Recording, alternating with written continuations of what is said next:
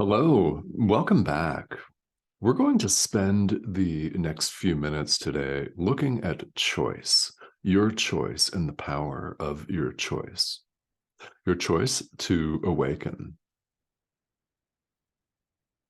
I mean, it looks like we have billions of other choices, but really there's one. There is one. This is something that we've said here on this video series in many different videos at many times. It's one of these ideas from A Course in Miracles that we need to hear repeated as adult learners multiple times. And we'll get into some of the reasons why here in just a minute, but I think you already know the reasons why. But we do need to hear over and over again that we have one choice in the present moment, God or the ego, thought system of the Holy Spirit or the ego. Yeah. Truth or illusion, light or dark, life or death. Yeah. However you choose to characterize that, that is your choice in the present moment. Our power to choose is indeed a power. It has not been taken away from us, no matter how much you or someone that you love may wish to play the victim role, thinking that they're absolutely, utterly powerless to do anything about all of the psychodrama that we hear appear to experience. Emphasis on appear to experience. We're, in fact, not powerless at all. And in truth, we have all power.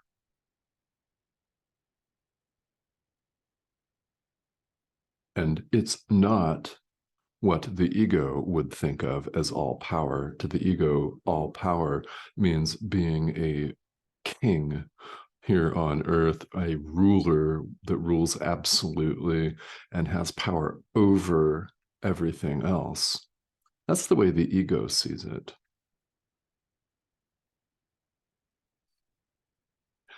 We have all power because there is no other. There is only God. God is. There's no separation of any kind. So when we talk about the power of your mind, we're talking about power of mind with a capital M, the mind of God, where you reside always. You've never left. Ideas leave not their source. So the sheer simplicity of this tends to boggle our minds here in the world because we're so used to seeing ourselves as an ego. We are. We're used to seeing ourselves as separate, and we define ourselves in multiple different ways, starting with the definition of Homo sapiens sapiens and all of the Linnaean classification systems and all of that. We distinguish ourselves and separate ourselves off from everything else that is running around here on this spinning ball of rock. Starting with that classification, we further classify ourselves into gender, man, woman, non-binary. We further classify ourselves. We classify ourselves based on where we live, our nationality, our ethnic groups within that nationality, the states or provinces or regions that we live in within a larger nationality, a subdivision, a sub classification, and we continue to divide and subdivide. We identify with what we do for work. We identify with a political affiliation, maybe. We identify with all kinds of things. It's all a series of divisions, a multiplicity of divisions, and an elaborate web of divisions that we've all made up. They can be set aside quite simply. And it's the simplicity of that that scares us. And that's what people find scary, is the sheer simplicity of this. We say it boggles the mind. Actually, we're the ones boggling the mind by weighing ourselves down in one differentiation after another. So we're invited to accept the guidance of our inner teacher who teaches us that there is only perfect oneness, and none of this stuff that appears is actually true. And this is not you.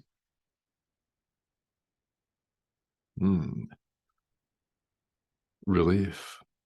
And perhaps you are in a place where you deep down resonate with that.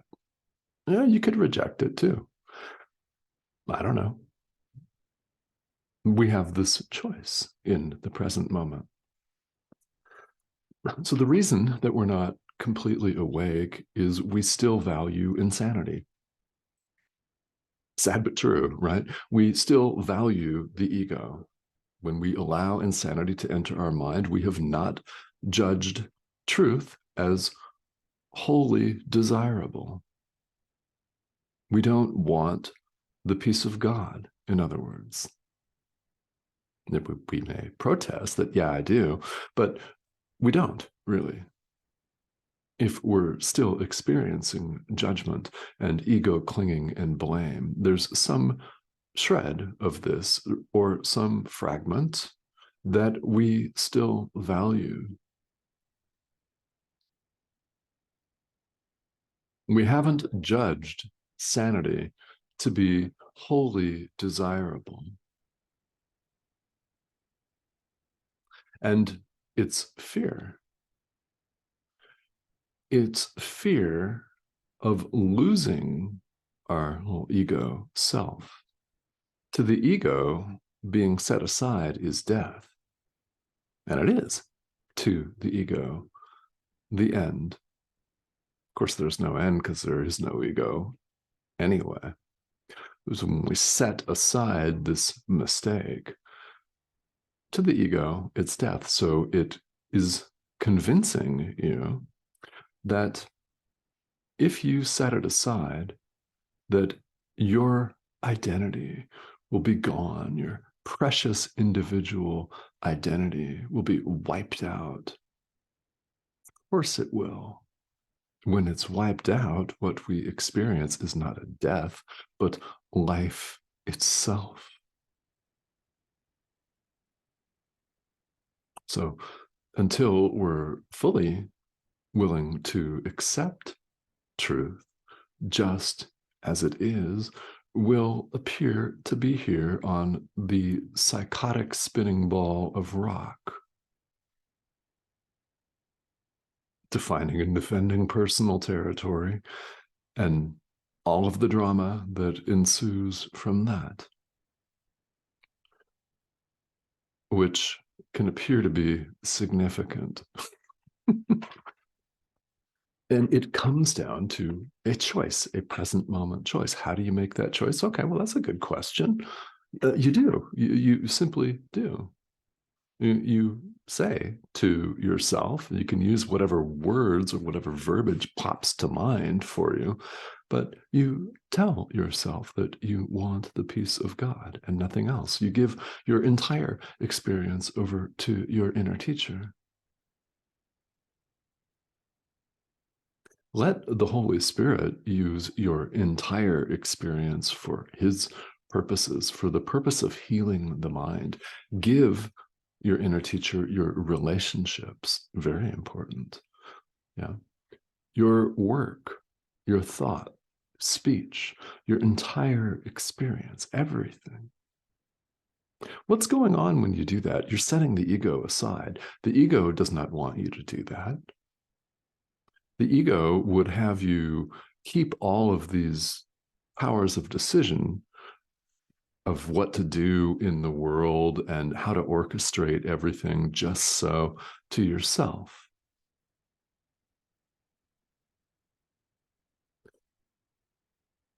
Our power of decision is so far beyond these little, should I have beef or chicken or vegetarian for dinner tonight type problems in the world. It's far beyond our juggling bills, our juggling funds, transferring funds from one account to another, the question of which job to take, this one or that one. All of the things that seem so important to us in the world, our power of decision is the power to decide whether we're waking up or not right now. It's the power to choose truth or illusion. Truth, perfect oneness, one with God, one with. That's literal. One means one. That's the verbal math. That is all the math that we ever have to do in A Course in Miracles, which happily does not have a complicated math test. No trigonometry. I did very poorly on trigonometry in school. Yeah, just saying. So happily, it's one. We have only to accept this just as it is. Ask your inner teacher for help. This is the power of our choice. If we value sanity and truth wholly, truly, and completely, what do we then experience?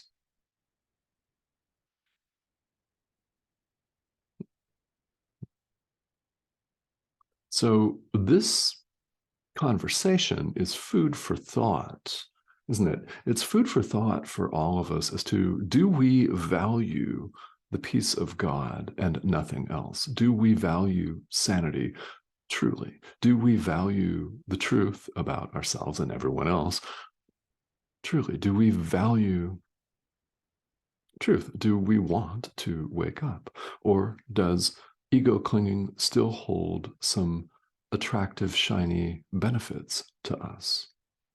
If we choose those supposedly attractive, shiny benefits at the expense of our reality and truth, it's because we're still afraid. And there's nothing wrong with that. If that's where you find yourself, this is why. This is why we're still running around here, apparently on this planet, looking more or less like human beings running amok. That's why we still appear to be here suffering, because we have not fully chosen the peace of God and nothing else. So it's food for thought for us. And if that scares you, understand that it's not death to choose the peace of God. Will your little individual identity be gone? Yeah, of course. We're invited to want that to be gone. That is what causes us suffering. Our adherence to the supposed separation is what causes all of our suffering. We therefore see, because we see ourselves as separate from God, we're not one equals one, remember? Because we see ourselves as separate, we see everyone else as separate. And here we have all of the drama that we contend with here in the world. All of it a mistake, completely unnecessary. So the question is, will today be the day that you choose the peace of God and nothing else? That's the question. So I hope that the answer may be yes. And if it's not, no problem. It will be at some point. That's why we repeat these ideas, is because the ego clinging that we're so used to is something that appears to take a lot of time to go away. Actually, it doesn't have to. You can make this choice anytime that you remember to make it. So may you do so many times today. Okay. So thank you to all of you who have recently subscribed to this channel. There have been a number of you. I really appreciate having you here and all of the comments and questions as well. This is a place for you to ask questions and start discussions. If there is something that you would like clarity on, please don't hesitate to reach out and ask. There are many, many good questions on here.